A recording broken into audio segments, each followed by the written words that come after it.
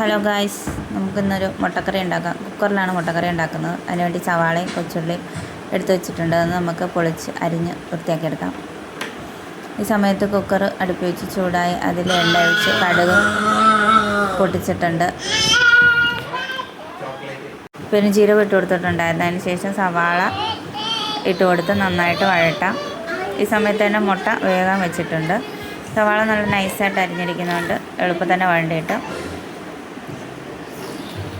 ഞാനൊരു ചോപ്പറിലാണ് നൈസായിട്ട് അത് അരിഞ്ഞിരിക്കുന്നത്.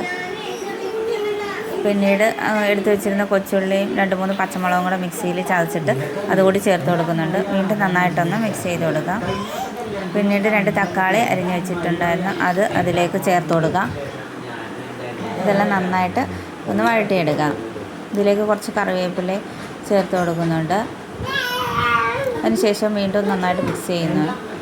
പിന്നീട് ഇതിന് ആവശ്യമായിട്ടുള്ള ഉപ്പ് നമ്മൾ ചേർത്ത് കൊടുക്കുന്നുണ്ട്.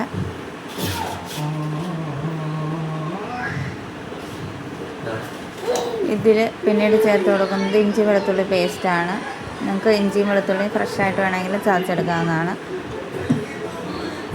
എല്ലാവരും ഇതൊന്ന് ട്രൈ ചെയ്ത് നോക്കണം. പെട്ടെന്ന് ഉണ്ടാക്കാവുന്നതാണ്, നല്ല ടേസ്റ്റാണ്. കുക്കറിൽ ഇങ്ങനെ മുട്ടക്കറി വെച്ചാൽ നല്ല ടേസ്റ്റാണ്. ഉള്ളിയൊക്കെ നന്നായിട്ട് വെന്തലിഞ്ഞ് കിട്ടും.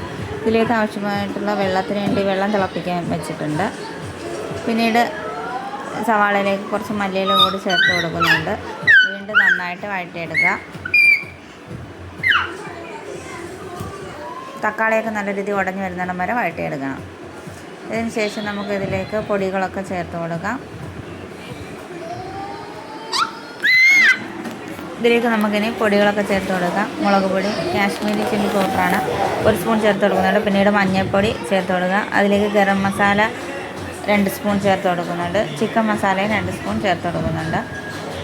പിന്നീട് മല്ലിപ്പൊടിയും ചേർത്ത് നന്നായിട്ടൊന്ന് വഴറ്റിയെടുക്കുക.